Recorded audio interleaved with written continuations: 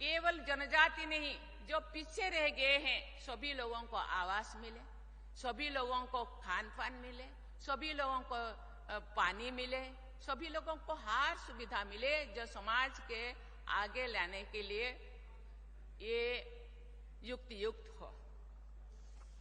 आज आदिवासी समाज में सबसे पिछड़े आदिवासियों का सबसे, जिसको पीबीटी कहा जाता है, पर्टिकुलरली वल्नरेबल ग्रुप्स, सबसे पिछड़े, जो अभी भी ऐसी समाज है आदिवासियों का जो अभी भी पेड़ में मंच बना कर रहते हैं, अभी भी जंगलों में नीचे सोते हैं, अभी भी उनके पास जमीन नहीं, खान पान नहीं, अभी जैसे जंगलों के पशु पक्षी जैसे दर दर भटकते रहते हैं, अपना आवास चेंज करते रहते हैं, ऐसे समाज अभी भी है।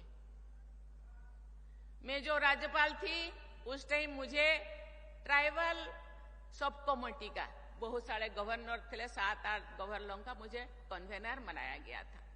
उस टाइम हम देखें कि 75 ऐसे आदिवासी समाज है जो उनके पास जमीन नहीं, उनके पास घर नहीं, वो अभी भी ऐसे जीते हैं जो जंगलों में दूसरे प्राणी रहते हैं। उनके लिए भी गवर्नमेंट आज उनको मिशन मोड में, उनको घर मिले, उनको पानी मिले, उनको स्कूल में रोड रास्ता मिले, रहने की सुविधा मिले, हर चीज मिले जो एक समाज में एक ऊपर पायदान में रहने वाले लोगों को मिल रहा है। इसीलिए ये गवर्नमेंट सामूहिक उन्नति पाई, सामूहिक उन्नति विकास पाई, जनजाति समाज को आगे लाने के लिए जो पिछड़े रह गए बहुत प्रयासरत है। देवियों स्वजनों, महान समाज सुधारक और स्वाधीनता सेनानी यात्रा ताना भगत का जन्म भी गुमला में ही हुआ था। उन्होंने महात्मा गांधी के आदर्श के अनुरूप ब्रिटिश शासन के विरुद्ध अहिंसापूर्ण आंदोलन का नेतृत्व लिया था। आज भी यात्रा ताना भगत जो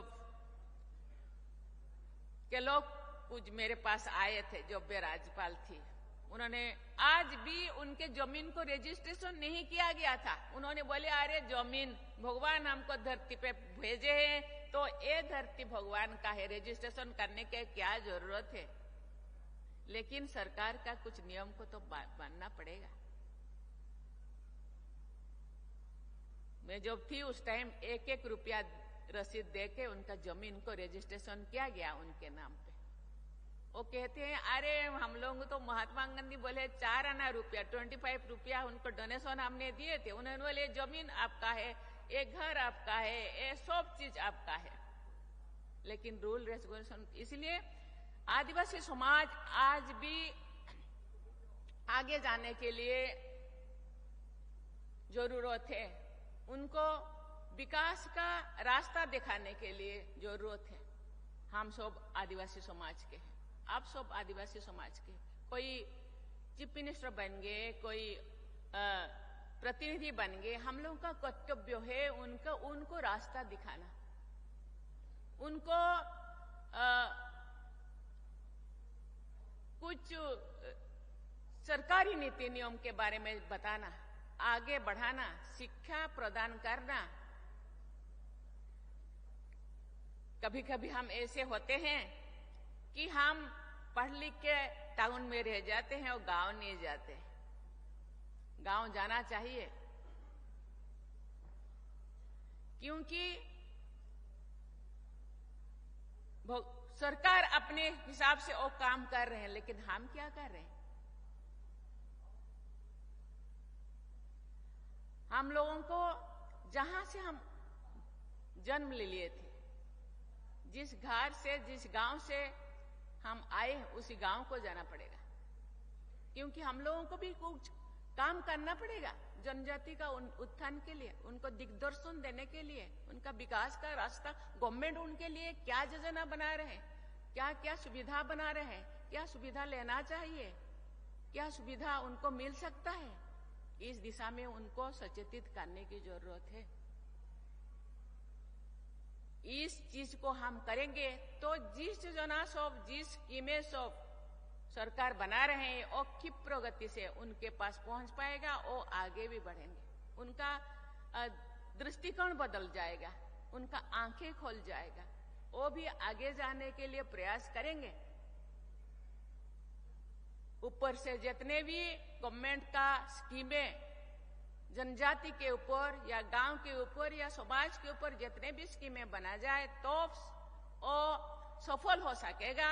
जो वो स्कीम का बारे में वो लोग को जानकारी मिले, जानकारी देना केवल प्रतिनिधि नहीं, जो लोग पढ़े लिखे हैं उन लोगों को भी गांव जाना पड़ेगा।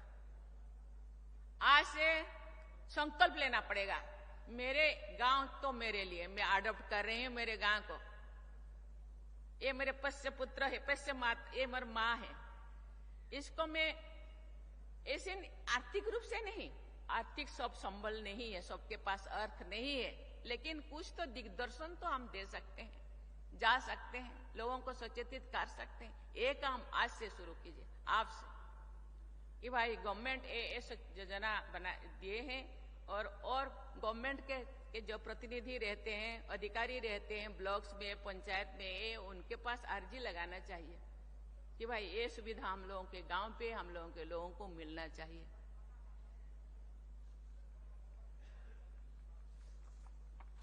भारत माता के वीर संपूत अल्बर्ट एक्का की जन्मस्थली गुमला जिले में ही है। वर्ष 1971 के भारत पाक युद्धों के दौरान उन्होंने वीरता और दृढ़ संकल्प का अद्भुत प्रदर्शन किए। ये देश के लिए लड़ते हुए वीर गति को प्राप्त हुए। उन्हें मरणोपरांत देश के सर्वोच्च युद्धकालीन वीरता सम्मान वीर परमवीर चक्र से सम्मानित किया गया था। इसीलिए ये जो भूमि, ये वीर भूमि है, साहसी लोगों का भूमि है। ये केवल देश के समाज के लिए नहीं, ये देश के लिए, ये माटी के लिए ये बलिदान दिए हैं। वर्ष 2000 में देश के 50वें गणतंत्र दिवस के अवसर पर भारत सरकार ने उनकी याद में एक डाक टिकट भी जारी किए थे अल्बर्ट एक्का के नाम पे। साथ ही गुमला में एक ब्लॉक का नाम उनके नाम पर अल्बर्ट एक्का ब्लॉक नाम रखा गया था। मुझे इस बात पर गर्व है कि हाल ही में परमवीर चक्र से सम्मानित भारत माता के सपूतों के प्रति आदर व्यक्त करने का एक विशेष अवसर मुझे प्राप्त हुआ। 1971 के युद्ध में भारत के निर्णायक और ऐतिहासिक विजय का स्मरण करने के लिए प्रतिवर्ष 16 दिसंबर को पूरे देश में विजय दिवस मनाया जाता है। इस वर्ष विजय दिवस के दिन मैंने राष्ट्रपति भवन में परमवीर चक्र से सम्मानित भारत माता के 21 वीर सुपूतों के, उनमें अल्बर्ट एक्का जी भी है, चित्रों और वीर गाथाओं से युक्त परमवीर दीर्घा का उद्घाटन किया राष्ट्रपति भवन में। उस दीर्घा में अमर बलिदान गुमला की धरती पर जन्मे परमवीर अल्बर्ट एक्का का चित्र और जीवन परिचय सदा के लिए विद्यमान रहेगा। कोई भी प्रेसिडेंट आएंगे, उनको देखेंगे कि ये परमवीर चक्र विजेता देश के लिए बलिदान, देश के लिए अपने आप को निछावर कर दिए थे। हम सब संघर्ष और बलिदान की भूमि गुमला के महान सपूतों वक्तर साय एवं मुंडल सिंह की वीर गाथा से अवगत है। इस क्षेत्र के महान जनजातीय वीरों की एक लंबी सूची है। उनकी शौर्य गाथाओं से देशवासियों को परिचित कराने का प्रयास सरकार द्वारा जनजातीय संग्रहालय की स्थापना के माध्यम से किया जा रहा है, जो उल्लेख कर रहे थे हम लोगों के मुख्यमंत्री। यहाँ एक म्यूजियम बनाया जा रहा है। झारखंड में भी म्यूजियम बनाया गया है कि हमारे जो नेक्स्ट जेनरेशन अभी जो आ रहे हैं वो लोग देखे झारखंड में, छत्तीसगढ़ में कैसे कैसे वीर आदिवासी देश के लिए कुर्बानी दिए।